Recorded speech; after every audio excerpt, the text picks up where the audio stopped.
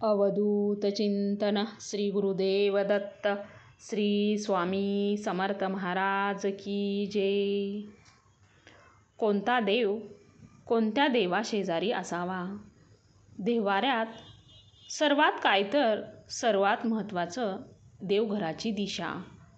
सर्वात आधी म्हणजे देवघर घराच्या ईशान्य कोपऱ्यात असावे. पूजा करताना आपले तोंड पूर्वेकडे किंवा उत्तरेकडे असावे. देवपंचायत पद्धतशास्त्रात पंचायतन मांडणीला खूप महत्त्व आहे. यात मध्यभागी मुख्य कुलदैवता आणि चारी बाजूंनी विष्णू, शिव, गणपती, सूर्य आणि देवी यांची मांडणी केली जाते. गणपतीचे स्थान. गणपती हा प्रथम पूजनीय आहे.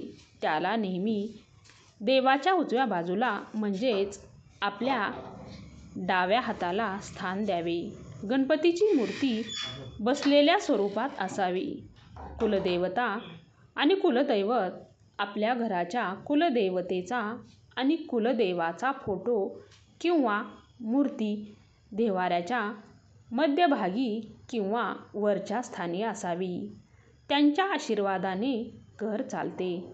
मूर्तीचा आकार आणि संख्या. देव्हाऱ्यात मूर्ती खूप मोठ्या नसाव्यात. साधारण 2 ते 4 इंच इतक्या असाव्यात. तसेच एकाच देवाच्या 2 किंवा 2 पेक्षा जास्त मूर्ती ठेवू नका. गणपती किंवा बाळकृष्ण कधीही 2 ठेवू नका.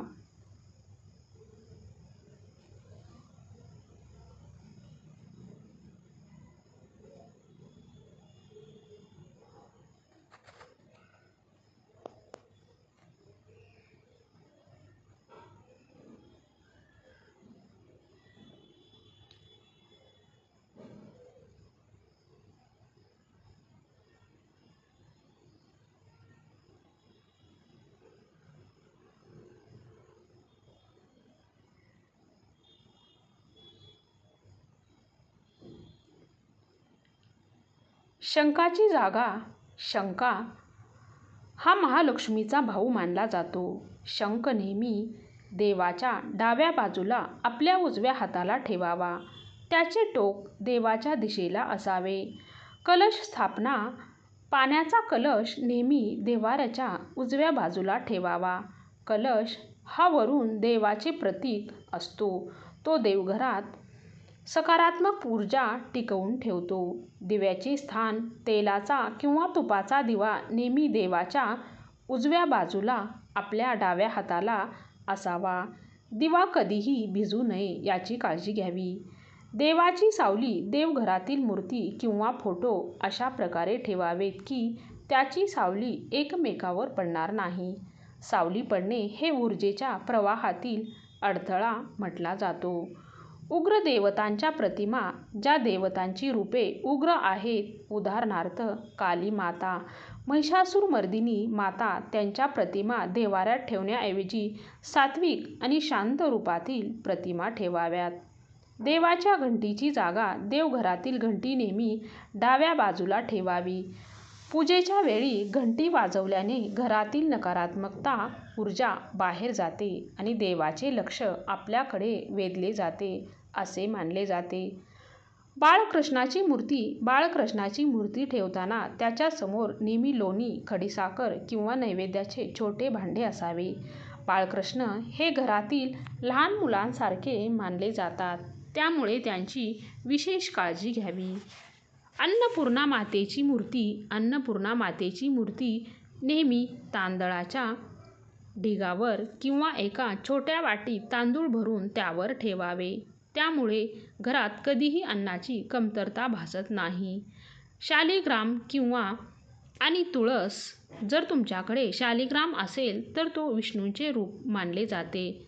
शालिग्राम जवळ नेहमी एक ताजे तुळशीचे पान असावे. शालिग्राम कधीही विष्णूंच्या मूर्तीपेक्षा लांब ठेवू नये. निर्माल्य शिळी फुले काढण्याची वेळ. देवघरातील आदल्या दिवसाची सुकलेली फुले किंवा निर्माण सकाळी लवकर काढून टाकावे. देवघर कधीही अस्वच्छ ठेवू नये, कारण तिथे लक्ष्मीचा वास असतो. पादत्राणे आणि चपला देवघर अशा ठिकाणी नसावे जिथे लोकांच्या चपला किंवा जोडे काढले जातात. देवघराच्या वर किंवा खाली चपलाचे कपाट कधीही नसावे. देव्हाऱ्याची उंची देव्हारा जमिनीवर नसावा. तो अशा उंचीवर असावा की जेव्हा तुम्ही पूजेला बसाल तेव्हा देवाचे चरण तुमच्या हृदयाच्या रेषेत किंवा थोडे वर असावे. बाजूला काय नसावे. देवघर कधीही शौचालय किंवा बाथरूमला लागून भिंतीच्या नसावे. तसेच बेडरूममध्ये देवघर असल्यास झोपताना पाय देवाच्या दिशेला होणार नाहीत याची काळजी घ्यावी. स्वच्छता आणि पवित्र देवघरात कधीही तुटलेल्या मूर्ती, फाटलेले फोटो किंवा शिळी फुले ठेवू नका. देवघर नेहमी लाकडी किंवा संगमरवरी असावे. सोन्या चांदीचे दागिने सोन्या चांदीचे दागिने घालताना ते अतिप्रमाणात नसावेत की ज्यामुळे देवाचा चेहरा झाकला जाईल. देवाचे हास्य आणि डोळे स्पष्ट दिसणे मंगलदायी मानले जाते. पांढऱ्या कपड्याचा वापर देव्हाऱ्याच्या तळाला नेहमी पांढरा, पिवळा किंवा लाल रंगाचा स्वच्छ सुती कापड अंतरावर काळा किंवा गडद निळा रंग देव्हाऱ्यात वापरणे टाळावे. देवाचे तोंड कोणत्या दिशेला असावे.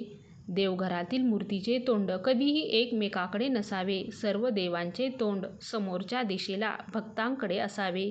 यामुळे घरात सुसंवाद राहतो. पूजेचे आसन नेहमी देवाची पूजा करताना जमिनीवर थेट बसू नये.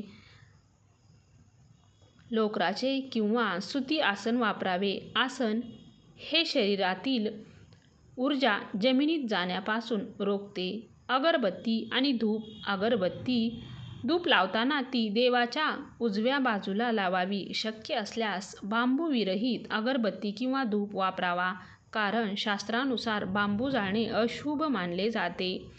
जर तुम्ही देवाचे फोटो लावले असतील तर ते भिंतीला थोडे झुकलेले नसावे तर अगदी सरळ असावेत.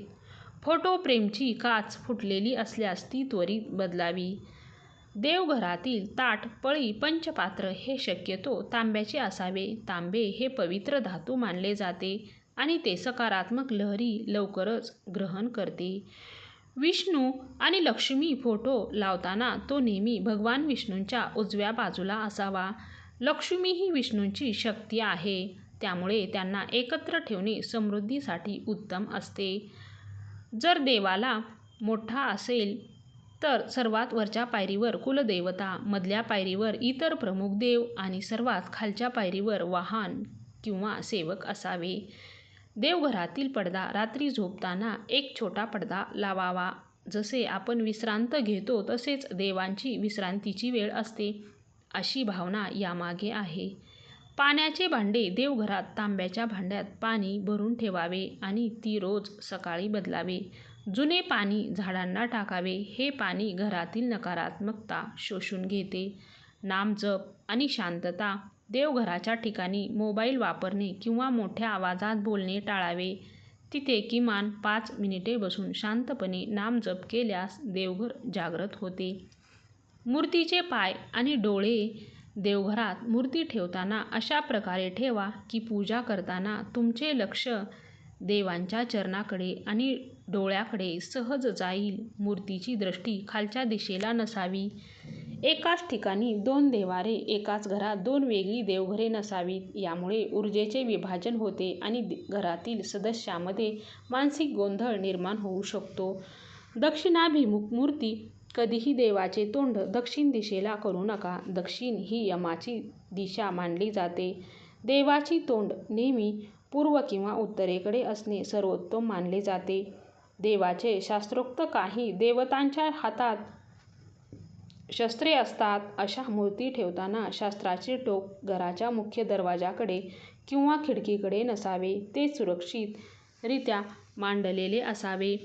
जुन्या मूर्तीचे काय करावे तर जर तुम्ही नवीन मूर्ती आणली असेल तर जुन्या मूर्तीला कोपऱ्यात टाकून देऊ नका. तिचे वाहत्या पाण्यात किंवा विहिरीत शास्त्रोक्त विसर्जन करा किंवा कोणागरजूला द्यावे.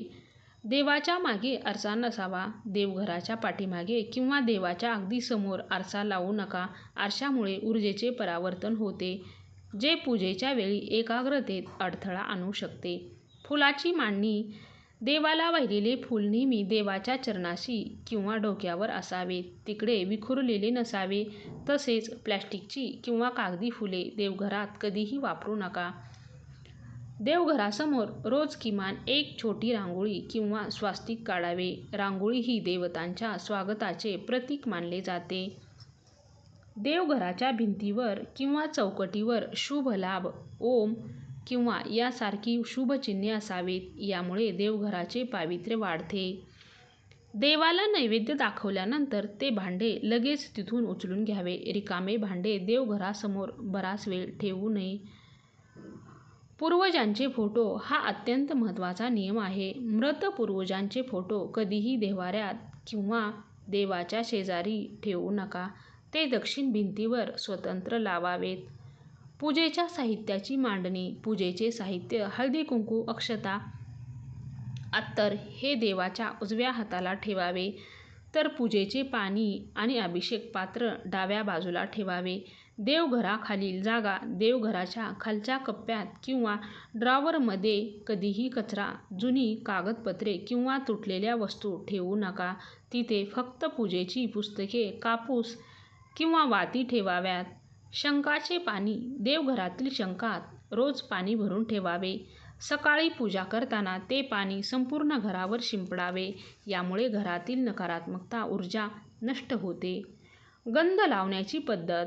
देवाला नेहमी गंध लावताना तो नेहमी अनामिकेचा वापर करून लावावा. गंध लावताना देवाचा चेहरा पुसट होणार नाही याची काळजी घ्यावी. तुळशीच्या माळेचा वापर. विष्णू किंवा कृष्णाच्या मूर्तीला नेहमी तुळशी माळ अर्पण करावी. यामुळे देवघरात सात्विकता टिकून राहते. शंकराला तुळस अर्पण करू नये. देवघरातील प्रकाश. देवघरात छोटासा झिरो बल्ब चालू ठेवावा. देवघरात अंधार नसावा, जेणेकरून तिथे सतत चैतन्य टिकून राहील. मूर्तीचा अभिषेक शक्य असल्यास दररोज किंवा प्रत्येक गुरुवारी, सोमवारी मूर्तींना पंचामृताने किंवा शुद्ध पाण्याने अभिषेक करावा आणि त्यानंतर मऊ कपड्याने पुसून कोरडे करावे. देवघराची छाती घुमट आकार किंवा त्रिकोणी असावे. सपाट छतापेक्षा गुंठाकर छतातून वैश्विक ऊर्जा अधिक चांगल्या प्रकारे प्रवाहित होते. कृतज्ञता आणि प्रार्थना. सर्वात शेवटचा आणि महत्त्वाचा नियम म्हणजे केवळ मूर्ती मांडून चालत नाही, तर रोज किमान 2 मिनिटे डोळे मिटवून देवाचे आभार मानावेत. तुमची शक्ती हीच देवघराची खरी शोभा आहे. श्री स्वामी समर्थ. आजचा व्हिडिओ जर तुम्हाला आवडला असेल तर नक्की लाईक करा.